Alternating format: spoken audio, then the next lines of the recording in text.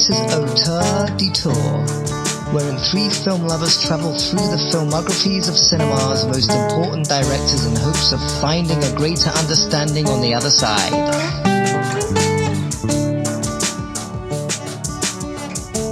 Hello and welcome to another episode of Auteur Detour. We're still going through the Coen Brothers movies, and we are up to Oh Brother, Where Art Thou? Accent on the Oh Brother. Oh God, I knew we were going to get this already. Before we started, I said to Chris, I have a feeling me and Travis are going to get into it on this one. I don't know, we'll see.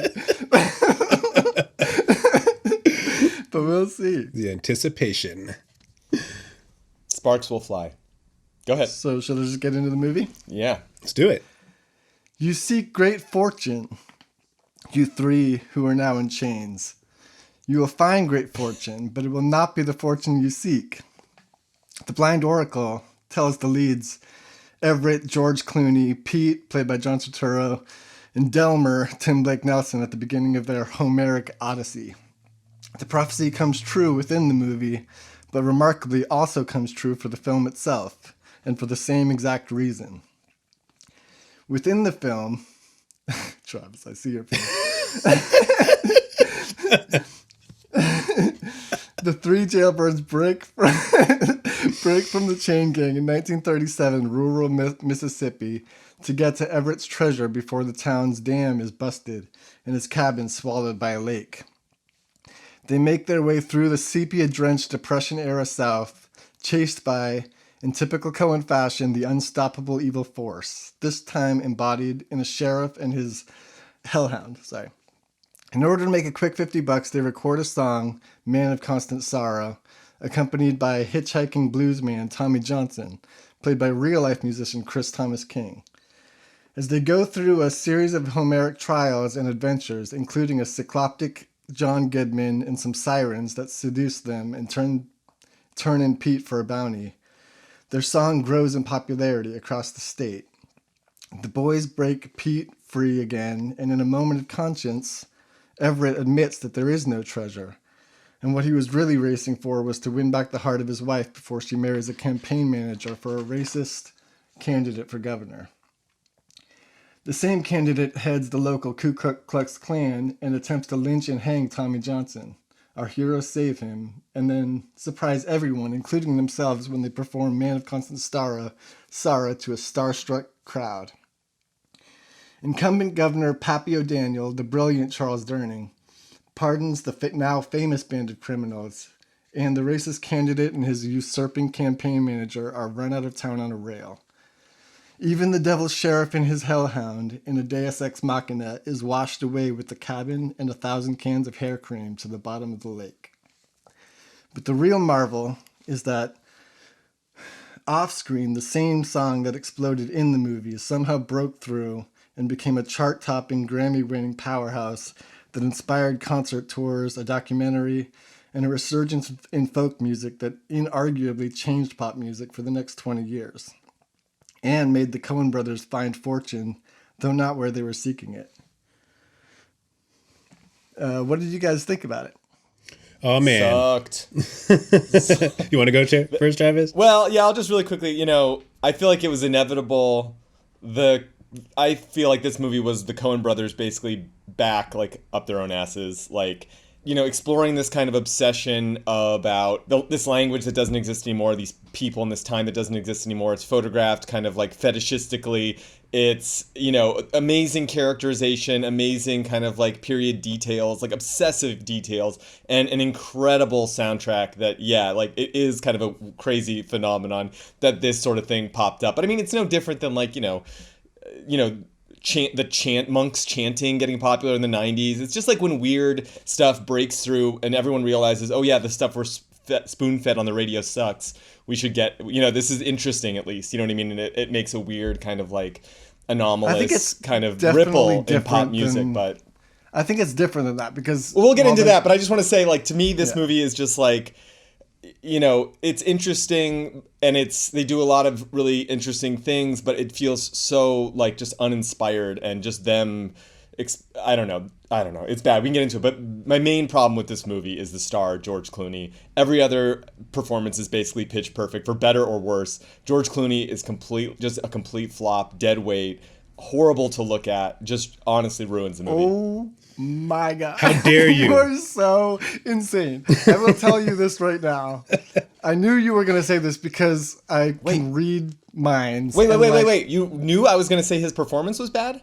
Yes, because anytime, like, through osmosis, like, this movie has come up, or his name has come up in any other, like, circumstance, I've seen you, like, hold back a little bit. I'm like, okay, Travis clearly doesn't I've got like something this. to say. And so I knew this was coming, and I was prepared to tell you, and I'm sorry, Chris, we'll get to your opinion. In All one good, second. please, have at it.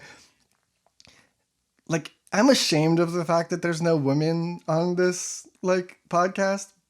So I will take the reins right now and tell you, like, he is a fucking smoke show. Saying that, he's handsome does not mean he's a good actor. I mean, No, throughout he this is a movie, I was good like, this is a movie that, like, Cary Grant would have played this role, Clark Gable would have played this role, and they would have knocked Clark it out of Gable the park. did play this role. Yeah, and it Clark happened one night. Gable Okay, was- like, yeah, so this role. basically, yeah, that's what they're going for, and they picked somebody who can't do an accent, can't, like, those people were of their time, like, of the 30s. Every other actor in this movie, like, can, like, believably portray somebody in that time period. George Clooney cannot.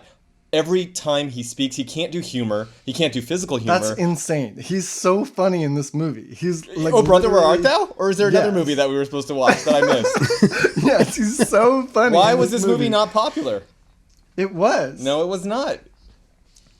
It was. And was not. also, listen, I'm not going to, like, automatically get into, you know, I like him in Just Up in the defending Air. it. I like him in Ocean's 11. He's great playing like George Clooney, but he sucks like trying to do anything outside of his very, very narrow like movie star kind of like. well, thing. that's why I brought up the handsome thing, was because, like, when he pops up on the screen in the, you know, opening shots of this movie, or, looks you know, dumb. opening scene, I'm like, you know, I've got this image of George Clooney in my head from the last 30 years of him being a movie star, or, you know, 25 years. And, like, now when I picture him, he's an old man. You know what I mean? Like, he's kind of, like, grizzled and got like that. But I hadn't seen, like, a 19 or 2000 era George Clooney movie in a long time. And I saw he popped up and I'm like, oh, fuck. Like, I get it. He's like the sexiest movie star that's ever been alive. Like, he's so A, good. no. B, Chris, please give us your opinion on this movie. Yeah, I need all right, some thanks. kind of counterbalance. I'm not going to touch on like who's who. Actually, the funny thing is, and you guys are going to hate me for saying this because he's our boy. Turturro is probably my least favorite role of his in a Coen Brothers movie. One, he's kind of smaller apart, but you just No. you know. Okay, well, first of all, let's just. All right, well, let me give you my general overall. I really enjoy this movie. I really love the music, amazing. There's certain things about it I really don't like, and part of it actually does involve the music, but I'll talk about that a little bit later. As a movie, you know what I mean? But Yeah. again, we'll talk about that later. In general, I love this movie. I think it's great. I love the way it looks. This was the first movie where I actually asked myself, who is Roger Deakins? Because I wanted to know like who set up the visual look of this film, and I know he doesn't have anything to do with like the color grading or whatnot. No, but he did. That was like his way of, he actually did do that. oh, did he? Like, Okay. He was the one who like Well, great. formatted it. And I just think that visually it looks great. I really enjoy the I'm a huge literary nerd, of course, and I'm huge on mythology. So I really like being able to point out certain things, and even though stuff's different, and a lot of these stories are just told in different form, over the ages and whatnot. It's fun. It's different though than a lot of other Coen movies, and there's certain problems about the movie that it's because they went a little bit outside of their normal element. And I'll talk more about that later, I think. But in general, I really like this movie. I like the way it looks. And let's move on from my 2 cents because I want to hear you guys bitching at each other. Well, because I do want to, like, before you take it again, Travis, like, I want to step myself back by saying, like, I feel like I'm going to get forced into defending this movie and not being able to say like the things that I don't like about it, because there is a lot I don't like about it also.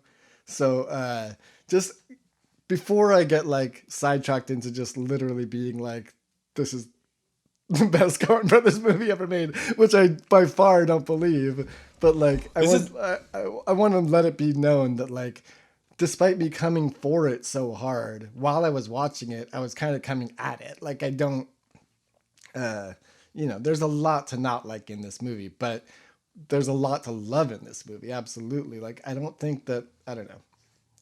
I can't imagine you, Travis, like being a visual.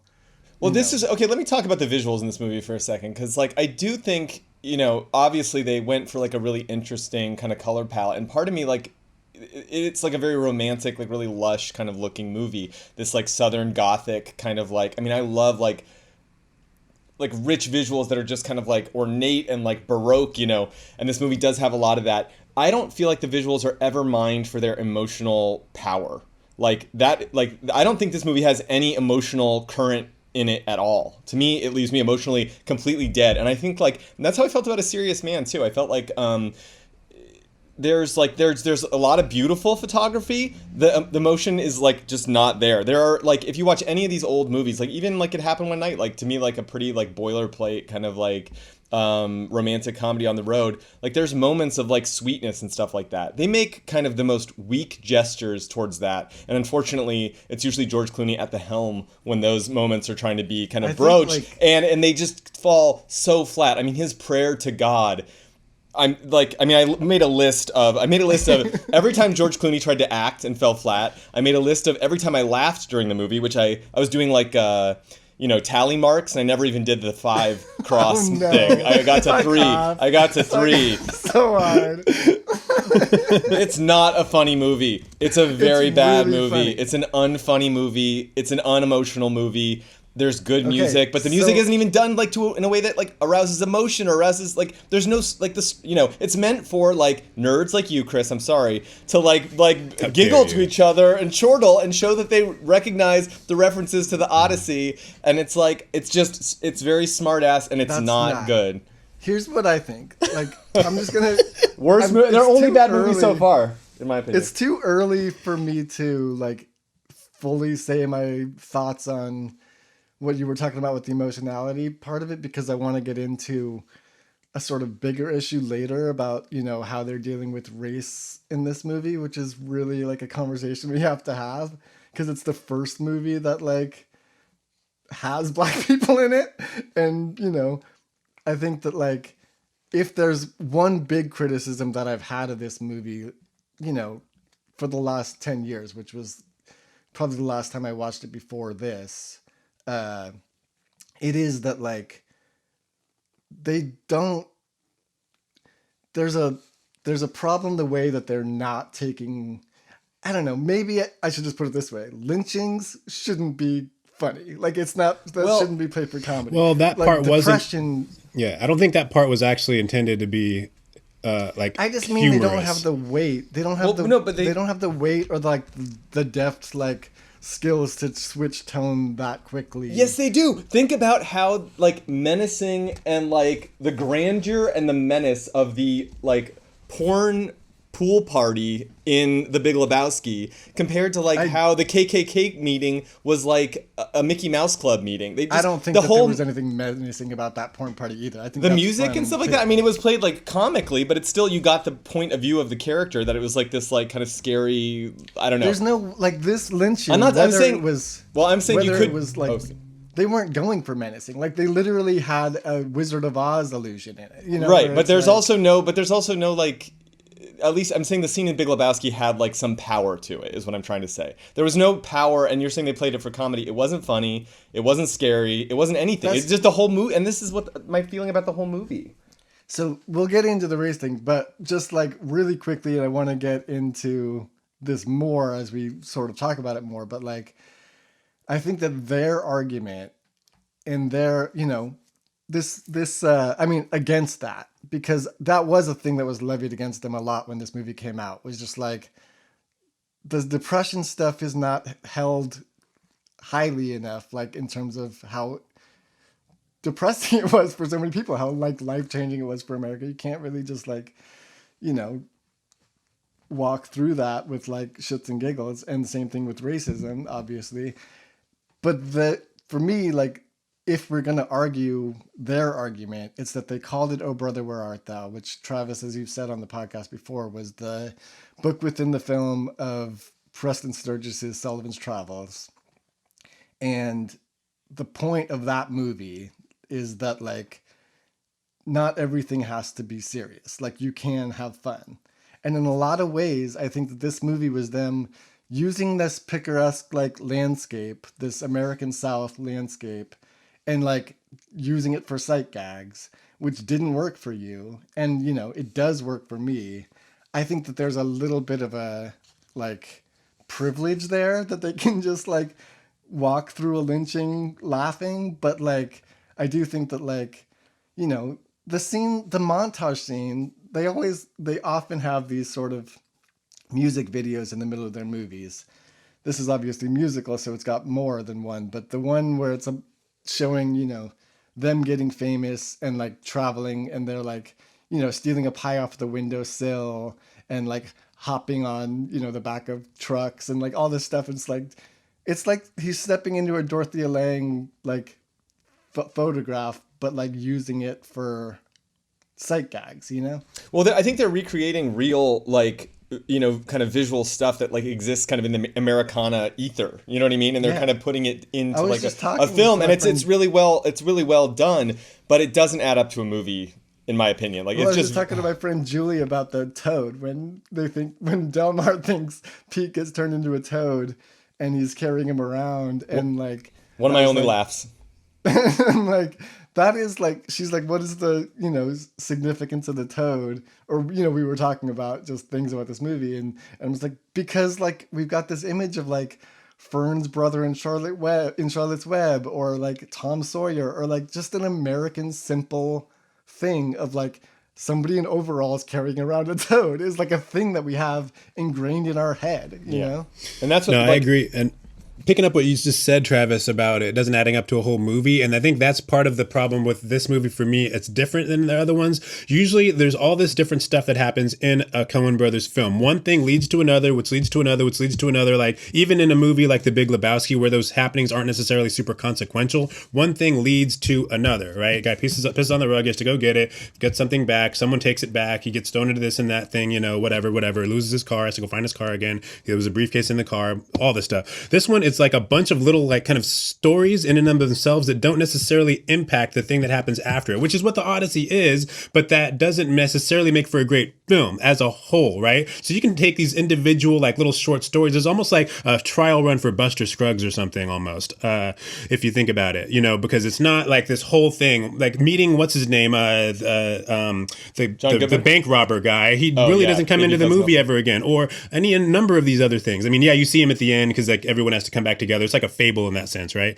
But that's the issue I had with the movie, was that it's a great number of short stories. But they do have, like, it's a homecoming. It's like the classic Homer homecoming. No, like I said, they did it deliberately, and that's, like, I understand, like, what it is, you know, because the Odyssey's the same way, like, you know, the Lotus Eaters. None of it works. I was thinking of Buster Scruggs too. I thought this, and I was thinking, like, how much better Buster Scruggs was than this movie, and I was like, that movie works so well, and this one works just so poorly. But I was thinking about, like you're saying, Chris, the way that I came to a new kind of understanding or appreciation about how they come up with their movies, their scripts and stuff like that. And, you know, what are they really great at? I mean, characterization, like, you know, incredible visuals, characterization. They're not really amazing storytellers. Like, every story is not like, we have this plot point, we have this plot point. It's really just, you know, you have a movie like Barton Fink or Miller's Crossing where there's almost no story at all. It's just all in the mood. Yeah. Hudsucker Proxy. Hudsucker Proxy is like barely a story. Their best stories are, you're right. They just turn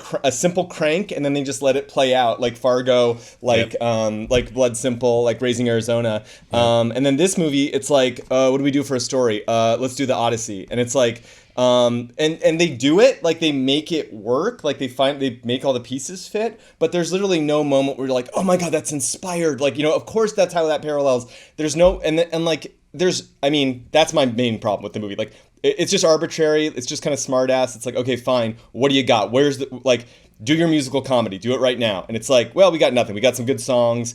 we have these visuals. There's not a funny joke in the movie, and aside from the incredible performances by a few of the actors, especially Charles Durning, especially I think Tim Blake Nelson does a really great job. Mm-hmm. Yeah, those two are the MVPs to me too, for sure. I think like going back a little bit to what you were saying about them going back up their own ass, I also had that feeling with this movie. Is like the same feeling as Headsucker Proxy, where I was just like, oh, they're getting swallowed again. Like they're getting too like caught in what it means to be in a Coen Brothers movie. And it like manifests itself in ways of like I've quoted it to you guys before, but like my least favorite line is something that I actually laughed at in the theater, I remember, because I don't know, but was when he throws him out and he says, and stay out of the Woolworths. It's just like this big fat-faced guy that's like, just an ultimate Coen Brothers face saying a dumb Coen Brothers line. And it's like, I don't know, it just feels like you're like, oh, you guys are making a Coen Brothers movie. You're not like trying something. I think there was I think Holly Hunter having like 10 kids was also a reference to Raising Arizona, right?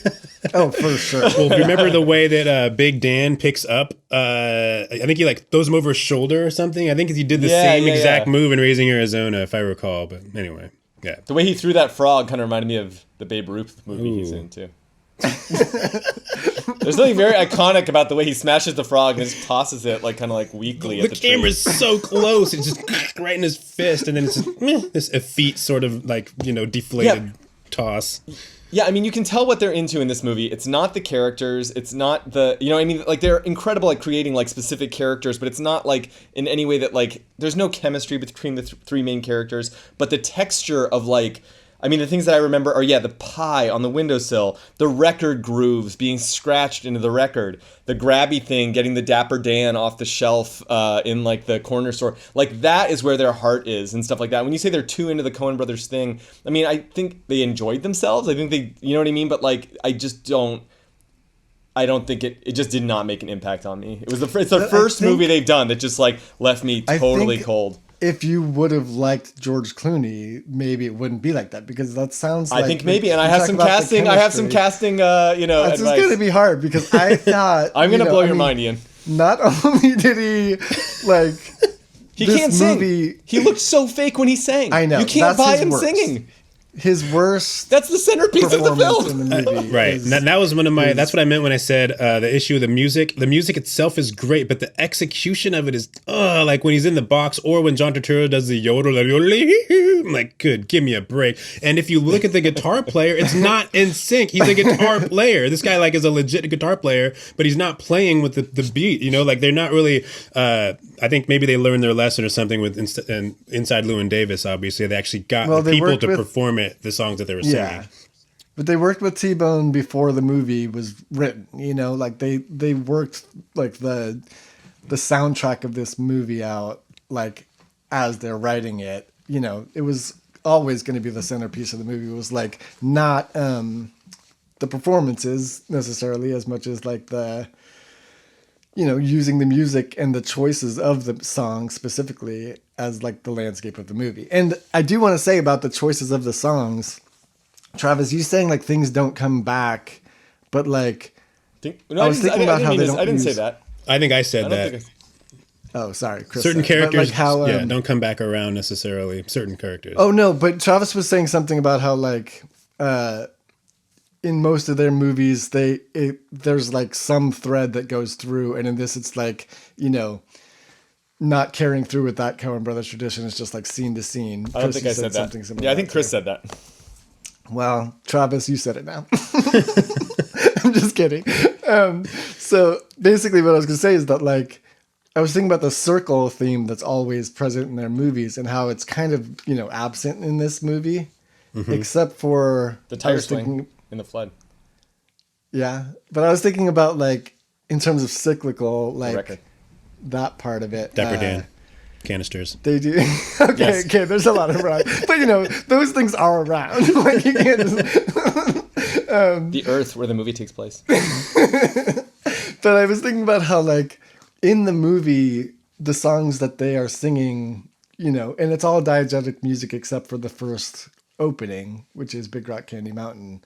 And, like, the songs that they're singing are old timey songs as they're like within the frame of the movie too. You know, it's like Man of Constant Sorrow is an old timey hit in 1937, and like they're already playing like old timey music. And I think that there is something that they're trying to say about how like everything old is new again, you know?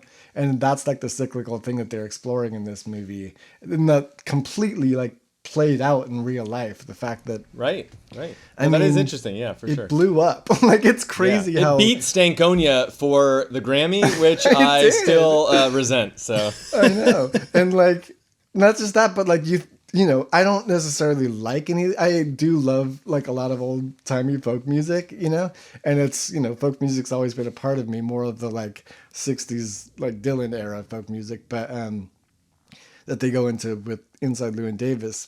But the bands that came out of like specifically this movie that like took over, like, you know, I'm thinking of all the like Mumford and Sons and all that stuff that came like out of this, that really did dominate like the next 10 to 20 years of music in a lot of ways. I know, like, you know, I shouldn't say dominate, but that's what I was going to say when like throat singing was a thing that like people our age were like suddenly into throat singing in like, you know, 2002 or whatever it is. But that was like a isolated moment with like a, you know, niche thing. no, I'm talking Whereas, about like, the 90s phenomenon of the monks chanting. They're like, Ole, la. Remember, like Right, the Pure Moods right. era, like yeah, sure, Okay, that okay. too. That was, But even that's not like winning. That's not topping the Billboard chart. Literally 13 it months. didn't have after the as movie big came out. an impact. You Yes, know, like correct. this movie came out in October of 2000, and in like, you know, November of 2001, something else happened around then. I don't remember what, but November of 2001, there was a like it was still at the top of the charts. Like it's crazy how big of an impact this album had. I knew it would. It wasn't that crazy to me. I was reading the Odyssey and I was like, you know, this is probably going to be a really popular soundtrack. Just They kidding. say that they have never read the Odyssey. Did you guys see that? That makes I sense. don't That's believe wait. a There's word like a that they long. say. There's like a long. Most people history haven't, of, though.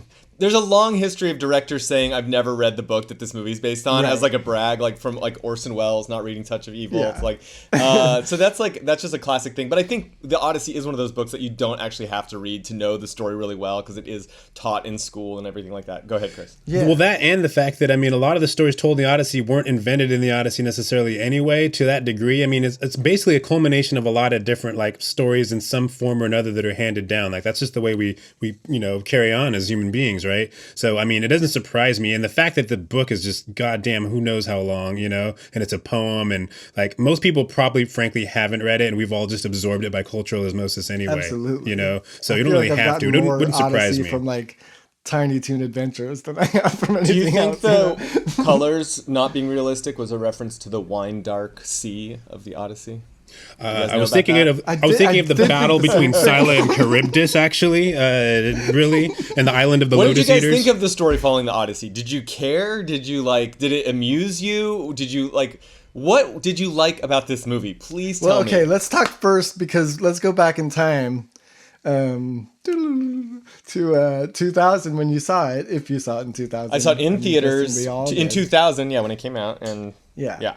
I was So just what like did you think of it then? boring. I liked the music a lot. I mean, it was like on the big screen. It was like, you know, interesting enough that it kept me going through the length of the movie. And then, when it ended, I was just kind of like, huh. And then I never revisited it. My parents bought the soundtrack, and I listened to that like 100 times. I mean, I love old music like that. I actually have an album. Around the same time, NPR started sending out like yodeling CDs when you gave like donations. So my parents would have all this other random folk stuff, and I got like really into that stuff. I mean, like old country western music and stuff like that is rad. So there's a lot about the movie. I mean, a few moments. It's done. There's like a lyrical quality to the movie where it sticks in your head more than like some other crappy movies. You know what I mean? But all the jokes just left me like shaking my head, rolling my eyes. every time George Clooney was like mugging to the camera, I was just like, I can't believe the Coens let this happen. They didn't just let it happen. They love him and he loves them. Like, he reframed his entire career around them. Ripping them off, yeah. And like they birthed a whole genre of ripoffs of themselves based on them like humoring this guy, this like rich guy that they just want to be friends with. I would say like, good for he's them. the worst Like part I of- really feel like it's like a Ripley kind of thing. They're like obsessed with this like beautiful man, and they like it's gross. It's weird. Well, I'm exaggerating, but I'm just saying it's like nothing good. I will nothing be good about this high-fiving collaboration. you when we get to Hail Caesar, which I think that he's the worst part of that movie. Well, But- we've already Oh, I think he's established that. fine in that. I have no problem. with that. No, you're I mean, wrong. You're wrong. He's bad. He's just not as bad. He is that bad. He's the worst in that movie. Dude. What? How is he? Oh, We'll what, get into what that line one. We did have a he say couple that weeks made you for that. laugh in this? When he's like, It's "We're in a tight very spot." being. We're in a tight in that spot. movie. Oh, in this movie. Yeah. Well, I didn't. Well, for me, just to answer your question about what we did like about it, Yeah. when it came Yes. out, and I'll have to admit, I was in a very different like place as far as film viewing and like actually breaking down what's happening that I'm watching and what am I responding to. I liked short stories. I liked stuff that was like bam, bam, bam.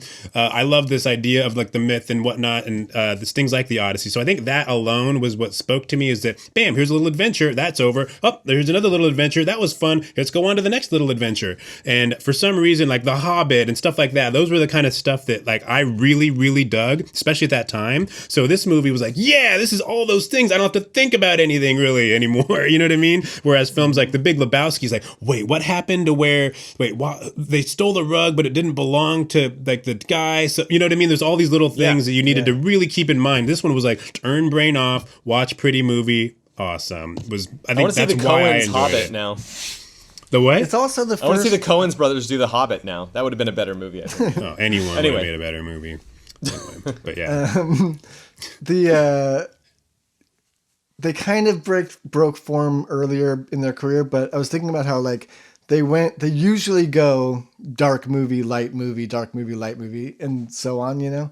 The only time it gets like muddy before this is like that Barton Fink is between Miller's Crossing and Hudsucker Proxy, and it's kind of like an anomaly. But But they other also than that, they also did they almost did Hudsucker Proxy and then Big Lebowski though. So I don't know that it is so you know.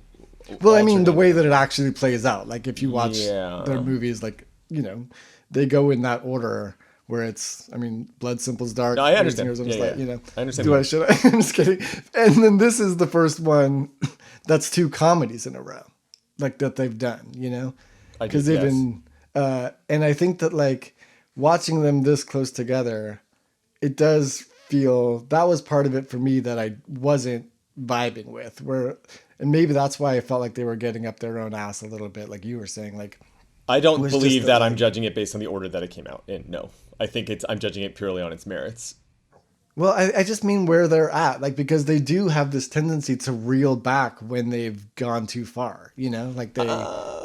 Yeah, I mean, to some degree, but I kind of think they just kind of do their own thing, and I don't think they really. I don't know how much they care about what critics say. You know what I mean? Like, I remember reading a quote of theirs where they. You know, they had bowled over Cannes when they went there the first time, or like when they went there with like Barton Fink, right? And they won like every award. And then I remember that reading they like showed this one at Cannes, and at that time they had been at like the top and the bottom of like critical consensus and stuff like that.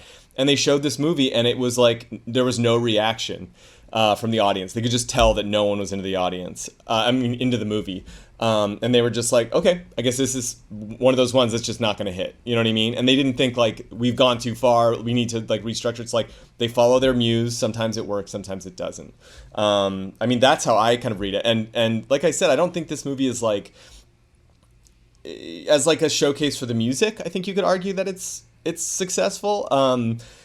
Some of those like visuals, like we were saying, are really cool. Although I think they got into their like over computerization a little bit in this movie that I think takes them down a bad road. I mean, I still haven't seen Inside Llewyn Davis, but like the clips I've seen of that have this kind of murky like CG feel to them that I must say I do not like. And but I'll just say like yeah, I think they're gonna go way. I think they cross the line again and again, like bad taste, good taste. I don't know that they really care how people take it completely. I don't know. It's hard to say. Maybe they. I'm not gonna try to get inside their head though. Like that's not my I'm not interested in that. I do think this movie revealed really clearly some of their interests and some of their themes in a way that some of their better movies don't, where I'm like, I kind of don't notice them because they're not as clunky feeling to me. Like so what? I do want to talk about kind of what I got out of this movie. Should I do it right now? Sure. Well, before you do, really quick, Yeah. I'll just say that I saw it also when it came out in 2000, and I absolutely loved it. I thought it was hilarious. I fully laughed. You asked me what funny thing he says. Like, all of his hair gags, all of his... I was a big It Happened One Night fan, like, from birth. You know, it was like a movie that was in constant rotation in my house. And like I recognized it immediately at 18 in the same way that, like, you know, Chris is noticing The Odyssey. I'm watching it as like a 1930s film lover. But there's you know? no And, romantic there's no romantic drive, and there's no chemistry between the three main characters. Like the romantic kind of That's plot they where I bring into it at the disagree. end is like just sort of like tacked on. And Well, you- Holly Hunter's done dirty in this movie. Like, she has no part. That's one thing. I think that even though that's true, she's incredible because she's Holly Hunter. Sure. And like she does so. I mean, she doesn't They do could have just so had much, one but, like, line that George Clooney said where he talks about like, I'm gonna get back to my wife, like, because of something, like, you know what I mean? Like, just give me that thing that I can like connect But I with disagree later. with you But that, like, I fully, like, you know, Tim Blake Nelson's new when this movie comes out. I mean, he's not. He's been a character actor forever, but like this is really a breakout for him. And he's got like a Stan Laurel thing going on that I really yeah, am into. he really fits in with like Yeah, nice when he does a dumb face, I buy it. You know, Yeah, like when yeah. George Clooney does, I do not buy it. I just thought it was like, you know, he's doing, you know, Clark Gable's doing Bugs Bunny, or Bugs Bunny's doing Clark Gable, I guess, and George Clooney's also doing Bugs Bunny. Like, it's that sort He's of, doing like, fast what and- other movie does he do Bugs Bunny in successfully? Because I don't buy it. A, and then B, I think I don't know. I don't know. I have the just same hate him. feeling though about Nick Cage in Raising Arizona. The first time I saw him, like, what is this guy? He's like a human cartoon kind of deal. And the same thing, bought it. sort of the same thing when you pop up the first time you see George Clooney. He looks the same way because like, and he has his hair kind of like big, sort of like Nicolas Cage's character. I'm like, okay, and then of course he speaks in this manner that like no one else would talk. Are any of you gentlemen versed in the metallurgic I arts? see Like, what can you you're just saying. say, does anyone I see have what the you're way saying. to clip off my chains? You know, I see Like, what you're saying, but Nick Cage has conviction. George Clooney has smugness. They are not the same. And should I do my dream casting right now? All right. Watching the go ahead. movie, I had a couple thoughts. I was thinking of like who could play this kind of southern doofus but have like charm and stuff like that. And I was thinking like Brad Tim Pitt McConaughey. maybe could play Tim like some McConaughey. version of that. Like he overestimates like his own intelligence. And I was like, well, he wasn't really doing roles like that at the time. Owen Wilson had just kind of broken onto the scene. Like maybe he Yeah. could have done it. Okay, this is the good casting though. And actually, I have to give credit. Jenny Tim. actually came up with this.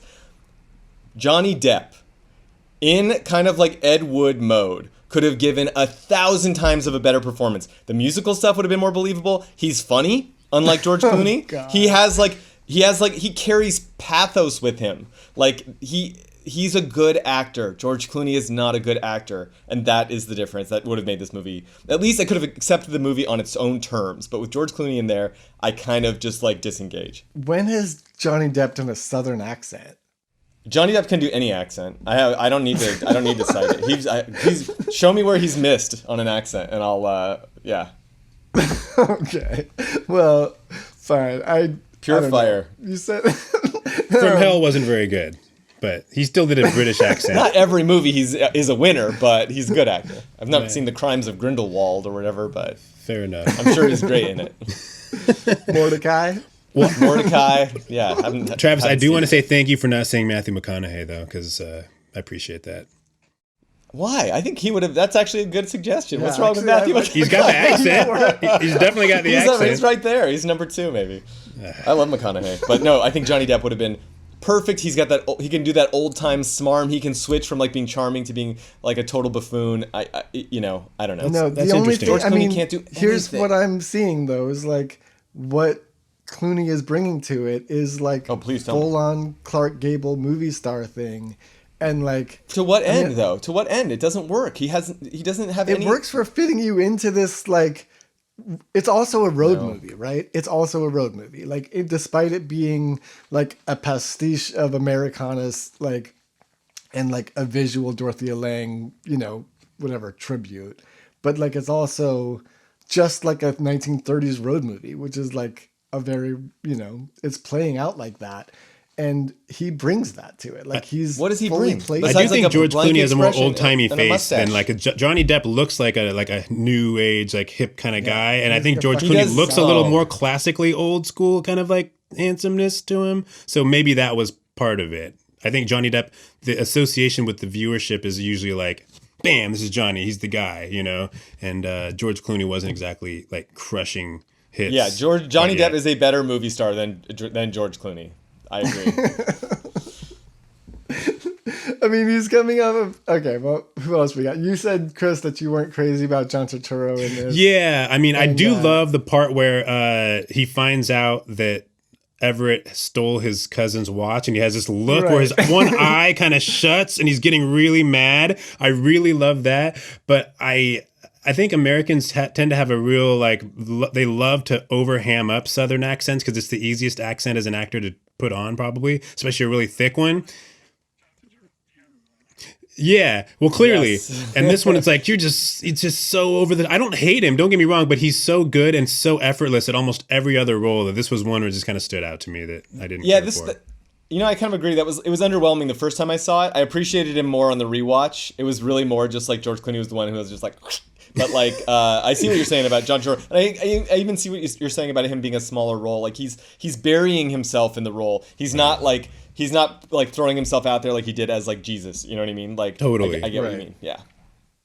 But I personally was like, seeing him again. I say this every week, I feel like, but like seeing him and John Goodman and Holly Hunter, and like anytime one of their guys, fucking Charles Durning, I would love to spend the rest of this podcast talking about Charles Durning. But like when he pops back up, it's like, I fucking love that they just use these guys and they know how to use them. Durning And, curve. like- That could be the name of the podcast. The Durning curve. Yeah, the Durning curve. I'll come up with I something better. just- I'll keep working on it. He does this thing in both Hudsucker Proxy and this one where he's a grumbly asshole for the, in Hudsucker Proxy, it's obviously a shorter time that you know him. But then when he comes out as like a beacon of sort of energy, and like he's in this one, it's when he skips out onto the stage and Right. he's like in full blown, like, energetic sort of happiness mode. And he does it as the angel in Hudsucker Proxy, where he's just like beaming light. And he's got this way about him where you're like, oh, that's my fucking asshole grandpa. That's an asshole, but like can like bestow the cookie of light upon you. It's like, I don't know. I just Can I- love him so much. Can I reply to that, but kind of switch gears a little bit from what Sure. we're talking about? I just want to like his role in both those movies actually kind of like brings into relief kind of a theme we've been talking about, and Ian, you brought up a lot, which is like why. Well, it's something I've talked about and you've talked about in different ways. There's a line where they're talking about like how the law is a human institution, and it was like I feel like they talked about a lot, like all their themes were right on the surface. Like the characters Yeah, are just yeah. talking about their themes and stuff like that, and that kind of distinction or the overlay of like human law and like cosmic good and evil being totally different. And in this one, it's like literally the criminals are like the kind of like saintly kind of trio, and then the cop who's after them is like the embodiment of Satan. And and then the governor, of course, is like, or the campaigning governor is like a Ku Klux Klan dragon or whatever. Right. So that's like a really obvious version of that. But I was thinking about why they make crime movies and why they focus on the common man, or the little man, as he's referred to in this movie, in a pretty good visual gag. But in the movie, the criminal guys, Clooney and the gang, are affected by economic and political forces, right? That they have no control over them. And in fact, they're not even fully cognizant of them. And this is a theme in all their movies, right? Where people are like, they don't understand the politics behind things, like the dude is kind of like kicked from like rich person to rich person, who's just Right. manipulating him. But the Coen brothers also go out of their way to show that like even the people like at the top of the food chain are also subject to these cosmic forces and these whims of kind of fate that they have no control over, and even their own subconscious desires and impulses that they also don't understand and no one understands. So by focusing on the common man, they can show how like he's kicked around by like earthly forces and kind of human systems, and then also show how people are also in the thrall of like, you know, the hand of God, basically. And I think, and so that's my thought on that. I think you nailed that. I mean, I couldn't add anything to it. I think that's right. Like they do work in that realm a lot in basically all of their movies. And you're right. In this one, it's right there on the surface. Like they literally don't hide the fact that the unbearable or the unstoppable evil is the devil. Like they call him that. He's got flames in his eyes at all times. Like it's very baseline, like not subtle, I guess is the word I'm looking for. And I don't know, that doesn't bother me. I like that it kind of like shed some light on, again, their kind of themes in a way that like allowed me to, it was almost like a little skeleton key for some of their other movies. In fact, there's something that I've noticed on the rewatch of all these movies that has been sticking out to me, and I thought I was going to talk about it in the next episode when we talked about The Man Who Wasn't There, because I think that's where they kind of get into it the most, like where it's the biggest theme. But there's a part of this movie about 28 minutes in. Tommy is playing the guitar around the campfire, and all the guys are sitting around the campfire, and he's singing a song. It's a really beautiful song. And even though they're all lit by the fire, so they all must be within inches of each other, every guy is shown in an individual shot, and they're never shown in the same shot.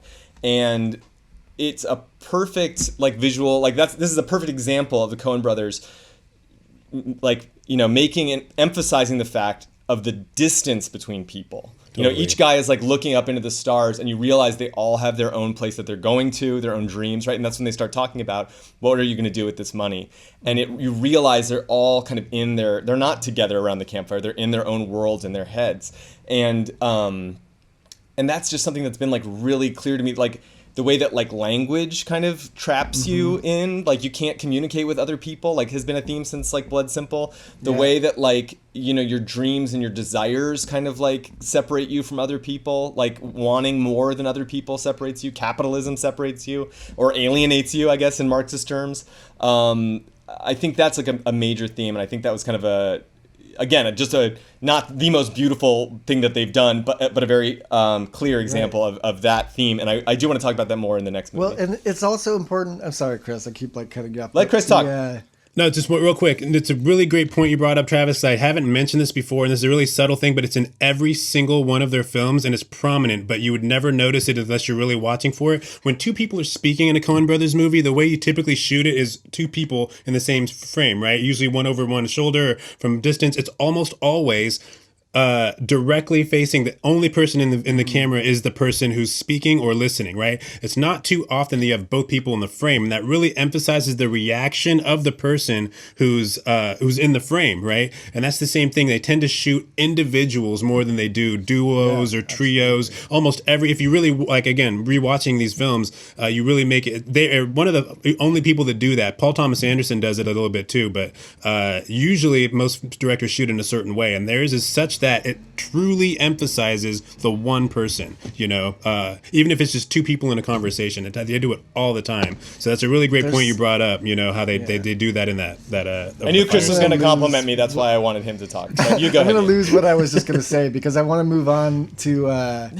you bringing up Paul Thomas Anderson, because I do think that like it's worth mentioning that at this point we're firmly in like a new era of independent filmmakers. Like they are, you know, it's 2000, and like Paul Thomas Anderson is huge, Wes Anderson's huge, you know, the guys like them, like Lynch is having a comeback with same year with Mulholland Drive. They're having like a, you know, peak of their career in a lot of ways, although not necessarily in their mind, you know, they're just sort of keep going and changing the whole time. But, and like, you know, Burton's making fucking Planet of the Apes. Like everybody's sort of like the shift is happening between the old guard and the new guard, I feel like. Yeah. And like that's an interesting thing for this movie to me. I just wanted to sort of like frame it in the culture for where they were at, because I do think that like even Tarantino, who's a lot newer than them at this point, is like, you know, he's almost old guard too. Like he was like getting ready to make Kill Bill, I feel like. I don't even know, but it's in that era where like what we think of as independent cinema, like they're almost not it anymore. They're basically like studio, like indie guys. I don't know. Yeah. That's interesting to me. Yeah. Going back to you talking about your theme, I will touch back on it, is that I do think that like one thing that this movie reminded me of Raising Arizona about, and really all of their movies, is that like they love to show like these criminals as completely innocent, not innocent of their crimes, but just completely dog-eyed innocent, like Souls. people, you know, where like you feel like none of the three of them could hurt a fly, you know. They're like, they really are like, and then they've got this, I don't remember the actor's name, so I didn't look it up, but the guy who played the hell, you know, the Satan guy. That's George's boss from Seinfeld. Exactly. Yeah, I was going to call him Mr. Pitt or whatever. Not Mr. Pitt, one of the other ones. But he was...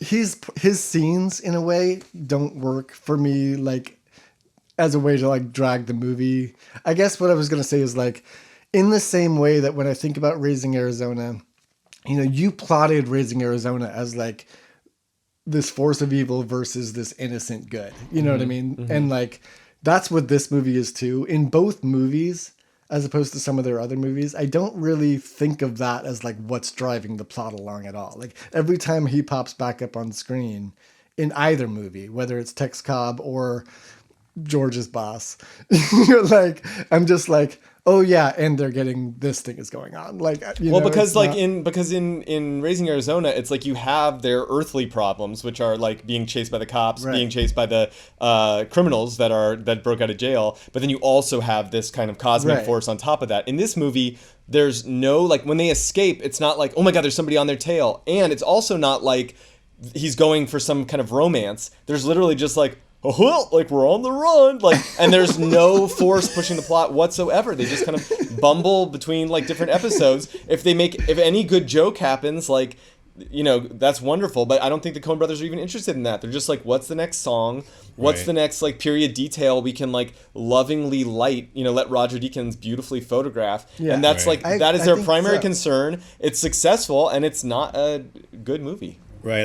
I didn't really because care of George Clooney. Like the fact that, you know, after George Clooney's character admits, like, yeah, there's no treasure, I kind of just needed you guys to come with me, I would have been like, peace, I'm out. I'm going to beat your ass, I'm going to leave you on the road, and I'm not dealing with you ever again. Like, there's no reason for me to associate with you because you are not to be trusted. You know what I mean? So, okay, that's fine. We'll be buddies again. Will you be my friend? Sure. Let's go on to the next adventure. It's like, what? It wasn't Seriously? Believable. And it wasn't like, but it's, again, it doesn't have to be believable in any kind of like, Ian, you posted this hilarious thing, and Chris, you had a great take on it too, like the Disney, the Beauty and the Beast, like paradox or whatever, just how many huge plot holes. But that movie works, you know, of course, in spite of all that stuff. Like, and it's only if you think about it that you're like, wait a minute, like this movie, you could think about it and it might all kind of work out perfectly if you mapped it out, but it doesn't have that emotional thrust or like narrative thrust that like makes you care about the story. For me, anyway. Mm-hmm. Like literally, it's just like, this is a cool song. You know what was funny? Watching the Sirens singing their laundry song. Yeah. I was like, for like 10 minutes or however long that lasted, I was like, this is like I turned to Jenny and I was like, this is like a 1930s like beer commercial that they're directing. And then they started trying to force their bootlegged whiskey onto them or whatever. And I was like, oh, it is like a beer commercial. It really is. Yeah. It's literally that. That's what they're doing. Go to sleep, and, you know, drink this beer. Yeah, exactly. Moonshine, that's the things that like I'm finding about all of their movies. And, you know, that goes back to the Preston Sturges thing, which is that I've never, even with my favorite of their movies, which as of now, Fargo is still at the top of the list. Like, I'm not moved like emotionally. It's more just like moved artistically, you know? Like, I don't find any, like, even at their best, I don't feel like that's their strong, their strength. You know what I mean? Sure. I just mean like an emotion enough to like be invested in like human characters. And that line may be different for everybody. I mean, there are people I think who watch Big Lebowski and just go like, these are like, these are cartoons. This is not something I can relate to. But I mean, this movie in particular just felt kind of absolutely dead. There's, for me, I always attribute it to like inspiration. Like this movie just seems uninspired to me. It's like, I see where they're going. I see why they did it. And it's a more straightforward musical, whereas The Big Lebowski was like such a creative mix of like all these different things. And it reminds me of like the difference between like New York, New York by Martin Scorsese, which is like a fascinating movie. I like it more than Oh Brother, Where Art Thou? And like Goodfellas, which incorporates all those techniques that he had in that movie, but isn't like a straightforward musical, even though there are sections that play like a musical. One feels inspired and the other one just feels like I'm doing this thing because I want to. And like, you know what I mean? Anyway, that's just a thought I had. I know we're running like way too long for this, but to get into this conversation, but like this was my biggest issue watching the movie. So I really do want to get into it. Like, can we talk about like this thought that they don't handle race? Well, in this movie, I don't know a lot about Mississippi. Are there a lot of black people there? Because like there weren't in the movie, and I don't know if that was accurate or not. Maybe one of you guys could speak to that. I've never been to the South. It's funny. There's way more black people in Sullivan's Travels than there was in this movie that's filmed in 1941. Right. Seriously. So did you see Sullivan's Travels, Chris? I did. I made sure to watch it before cool. we talked about this. So What'd you think? By the way, What'd you think thank of you. that movie? It started off, I'm like, oh no, is this where like the wealthy white guy wants to, I want to know what it's like to be poor, so I'm going to just dress up like a poor person for a day. I'm like, oh no, all right, I'll give it a shot. Amazing. Such a great movie. Yeah. The end just really had me. Obviously the song, the sermon, like, come down, Moses. Wow, this is amazing. So I was really glad to have seen it. And obviously there's like at least 4 or 5 like direct parallels between this one and Oh Brother, Where Art Thou? The title, of course, obviously being the most obvious one, but the Prisoner seeing the movie too. Yeah. Cool. I'm glad you liked it. I'm glad you got to see it. So yeah, I mean, obviously the fact that like they are always bad about sort of even having black people in their movies. And then in this, there's a chain gang. And then there's the, blind oracle at the beginning. And then they kind of disappear until you see the the blind oracle is very much the similar character to what happened in Hudsucker Proxy, right? Mm-hmm. I mean, the magical Negro, exactly. Absolutely.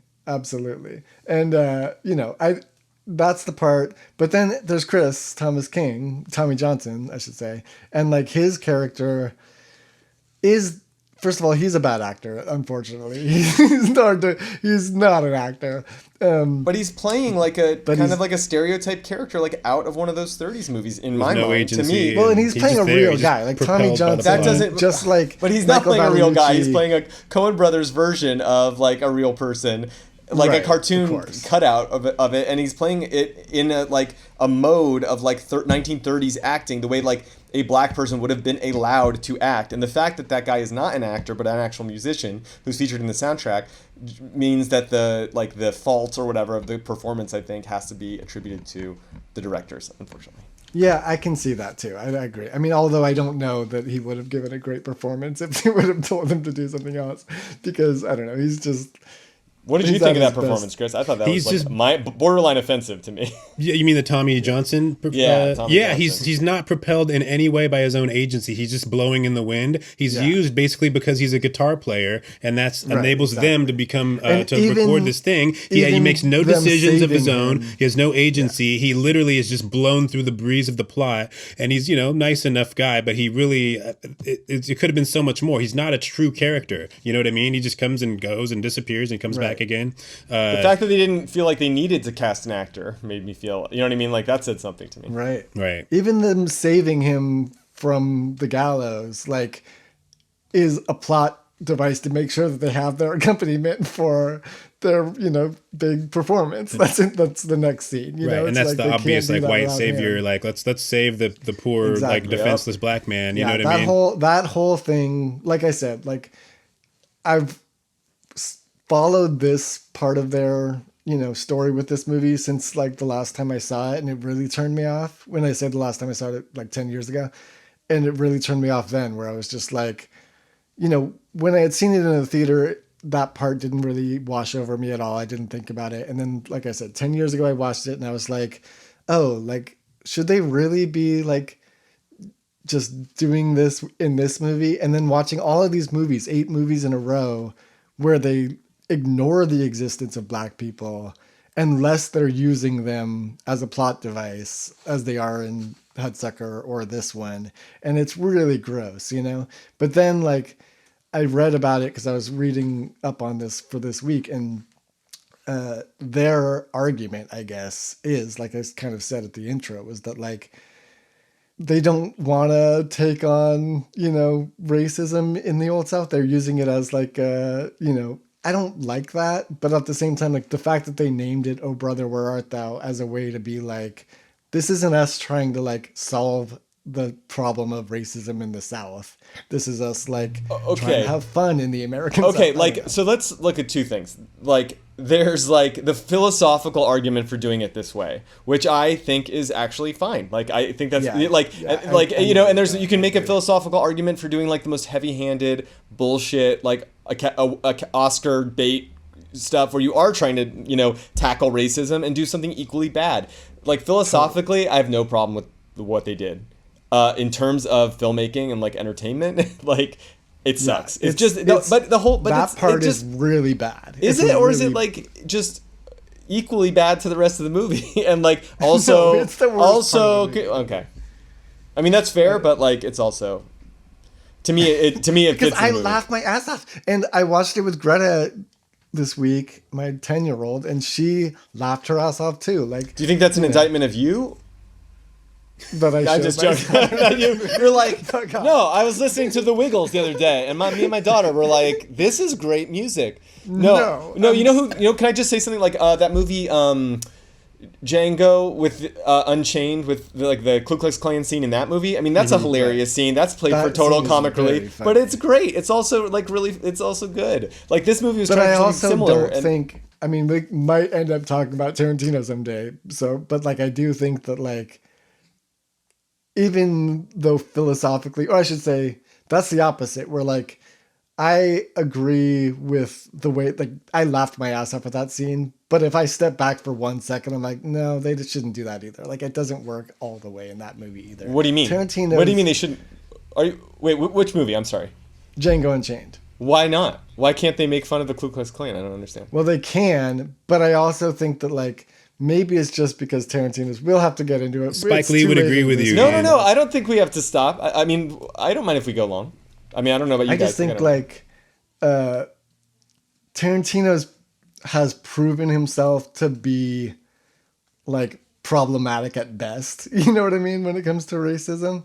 Like the fact that he like loves to drop the N-bomb and like argue that like he can say it because he grew up in a black neighborhood and all this kind of bullshit, where his mom had black boyfriends and stuff. It's like, that's always the wrong stance to take, you know? And so like, he's already there. And then like, that's not his art though. That's different. Like, his personal choices in his life and his art are different things. He does it in his art all the time. Have you seen Pulp Fiction? Yeah, but that's it has a different function in art and life, I guess, is what I'm saying. And I don't have I don't know. I, like you said, Spike Lee has the same opinion as me, where it's like, maybe don't let this guy keep dropping, like, keep speaking for, like, I don't know, for us as us, like, kind of thing, when he's not us, you know? And I'm saying us. I am not us either. I am a white man. It's bad that Quentin Tarantino is like, has been doing a lot of doing more movies about racism than actual people who suffer from racism. I mean, that is bad. Right. But I do agree with you that like in play, I would rather watch that scene in Django Unchained than this scene in Oh Brother, Where Art Thou? Like, I don't need to see the Wizard of Oz like OEO scene like as played out in literal Southern cross burning fucking KKK rallies. What about the blackface in the movie? Did you have a problem with that? Yeah, I do. I have a problem with all of the racism in there. It's a bad movie. It's a bad movie. Yeah, No Brother, Where Art Thou? What blackface was there? Well, they put Well, on shoe polish on their face to like yeah. go incognito for 2 seconds, and they never explain it. But they're on the road and they're just painting their face. They don't talk about it, and then they end up at the KKK rally, and that's why they're confused. Of course. And look, they're miscegenated or whatever. Right. Yeah, exactly. Yeah. That was subtle. So yeah, it is one of those notice. weird things where like if we're comparing them to Tarantino, I feel like the Coen Brothers are like completely maybe on the right side of like, in this movie, the stance is racism equals bad in this movie. Like there's no way around that. Like they're trying, but in doing so, they're just not doing it right. They're like unwoke about it, to use a terrible like expression that I shouldn't be allowed to use. But the way that Tarantino does it, which is like he's probably not I don't know. They're just kind of opposites to me, where like he makes things that are like more deliberately challenging. Yes. Tarantino's just more comfortable, I think, trying to write an actual black person. Like, I think I've been around so many black people. Exactly. I know how That's this is gonna be a great scene. Yeah. And honestly, like when it's delivered by someone like Samuel L. Jackson, I mean, it really works. I mean, really, like I really love some of his stuff, and I totally hear Spike Lee's criticism regarding like you can't, as a white person, write the word, you know what I mean, or whatever you want to say it. Apologies to anyone offended, but this is a tricky topic maybe for another time. But you're right though. Like at least Tarantino feels comfortable putting it down, saying, I'm going to do this. Let's do it. And other people are like, nope, not even going to even mess with this. Let's avoid race. Like we talk about Sofia Coppola and The Beguiled, right? Like let's just leave everything about the Civil War out of it. And this is just about this thing, which is fine. I don't mind that. I think other people do, but whatever. Like you work within your strengths and you try not to overdo things you think you're going to make a total shit show out of. We can talk about it a lot more in like 3 episodes when we talk about the lady killers. Yes, that's coming. So it's unfortunate. And, I thought that like going into this series, I knew that this was going to sort of weigh on me. It hasn't weighed on me as hard, or it weighs on me more and more every single week, I think. Like, there's also no women in this movie. Like Holly Hunter comes in at the end and is treated like the nagging wife. It's like really, like I said, she's amazing. She like can do anything in my mind. Like she's so good. But like that's the only female character in the movie, and she's given like 10 minutes of screen time as a nagging wife that like they have to overcome that obstacle too in a lot of ways. So I don't know. That's a whole another can of worms, but we can't really just keep talking about how I like this movie, even though it sucks, and Travis doesn't like it, even though it's great. I think I've won this debate. I think it's a bad movie. I think we're all in agreement on some level. Oh man! Well, should we? On that note, should we end up ranking these guys? Do you remember? Yeah. We're on movie number 8 now. Number 8. Oh wow! Yeah. Wow. I've got my rankings ready. You want to fire them off in? Yeah. Number 1, Fargo, Big Lebowski, Miller's Crossing, Raising Arizona, Oh Brother, Where Art Thou, Blood Simple, Barton Fink, Hudsucker Proxy. Interesting. Mine have really shaken up a good bit. So Fargo is now the clear number 1. It was tied with Big Lebowski, but it's number 1, followed by the Big Lebowski. Number 3, Blood Simple. Number 4, Oh Brother, Where Art Thou. Number 5, Raising Arizona. Number 6, Barton Fink, which has actually risen from the bottom because I've been thinking about it a lot more lately. Interesting. There's certain things about it that I keep coming back to, interestingly enough. So it's on my mind more. Hudsucker Proxy slipped to number 7, and then 8, Miller's Crossing. I just can't get behind that one. I don't know. Gabriel Byrne is just not my dude. I know. I still think Gabriel Byrne is a great actor. Did you guys see Shipwrecked growing up? Did we talk about that? Yes. No, yeah. He's this like pirate guy. Oh, he's so good in that. That was like one of my favorite movies. I kind of later realized it's pretty much a ripoff of The Black Stallion. Like this kid is like alone on an island, only instead of a horse, he has like a gorilla friend. But Gabriel Byrne is awesome in that movie. And then he's also in Into the West, which is this great movie. About these like 2 Irish kids that run away, and he's like their drunken father. Like he's really good at like repressed Irish kind of like guilt that's why and he works for me pathos. in Miller's Crossing.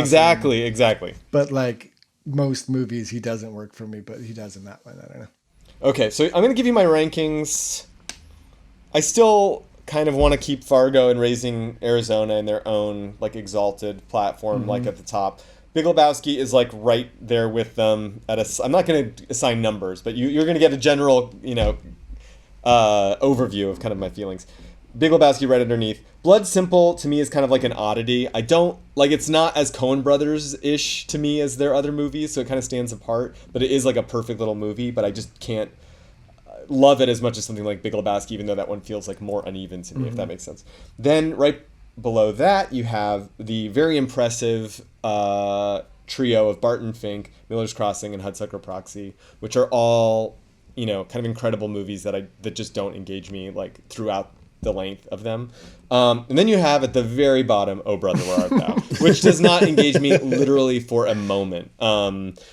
Like from the opening scene, you have, that all black chain gang singing that song, and you're like, oh wow, I'm really getting into the world. And then it cuts to black, cuts to the title, and then cuts away from them, and it's like, but we're gonna follow these three white guys. Like from the very beginning, it could have just cut out the opening song. And just started with the other shot, but they're not interested again in saying what's the story. They're interested in showcasing the music. But that is how they do the whole entire movie. But what works is that for me it's funny, and for me it's visually beautiful. It's visually beautiful, and it's the most organic of their movies while being completely like. What do you mean by organic? I'm sorry. Organic? Yeah, so obviously it's desaturated, but every part of it is like, okay, what I mean is like there's no dream sequence. There's all like very real, like of the earth, things. Like they're fucking chasing toads and I don't know. It lives in a world that's not like hyper real for the most part. But you just said that it's the most organic? And then the singing in the real life? They did flood towns when they broke dams. Yeah, but people but people didn't get wiped out by them and like just spin around like cartoon characters. It's like a biblical proportion flood. That's not just this like the little town. That's like the entire county or more. Like people died. But I'm talking about I'm talking about the cartoonish way it's shown, not like did they really flood towns? Like were there really toads? I said of their movies. I'm not saying it is organic, but of their movies. I disagree. I think something like Fargo feels so much like more like real or immediate, or like Blood Simple. Blood Simple, totally. Even if there's like a dream sequence, it still feels more natural. This was like a complete like a farce. Again, it's like a colored photograph of like a forgotten era. That's like. I'm talking about like it's the most like trying to be. I don't know. I guess I'll just cut this part out. I don't care about this. But all I was going to say was for me, what works about it isn't like all the shit that we've talked about. It is just that like, as a like weird comical window into a Dorothea Lange portrait, it like works in that way to me, And I did like the Odyssey, like following the Odyssey. I didn't answer that question that you asked earlier, but like when I did see it when I was 18, I did like it when John Goodman pops up with one eye and you're like, oh shit, I see it. Even though I never fucking watched the Odyssey, I've read the Odyssey. I just know it from life, it comes in through osmosis. Like I'm rolling my one eye pretty hard right now.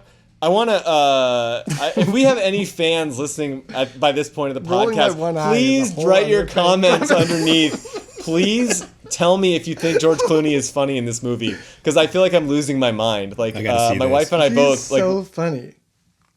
Yeah, I would love to know. We should start a Twitter poll. Oh my god! What delivery of what line did he say that was funny? He said metallurgy, and that was hilarious. Oh my god. Metallurgic arts. No, he's really funny. He's perfect at doing the Bugs Bunny like Clark Gable thing. No, he's not. No, he's not.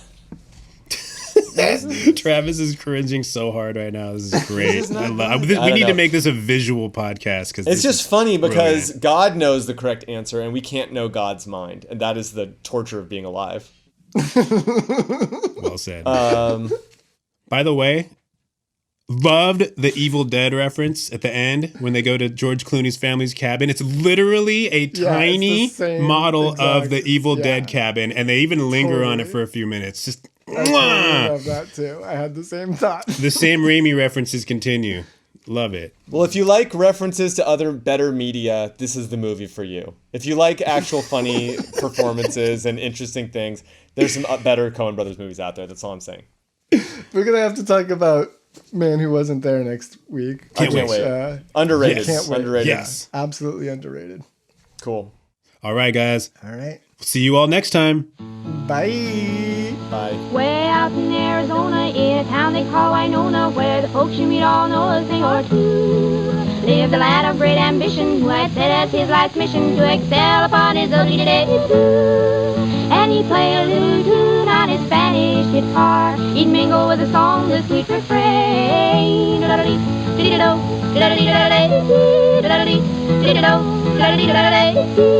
In the evening in the cactus, he would get a lot of practice on his as his cattle he was trailing, you would always hear him wailing on his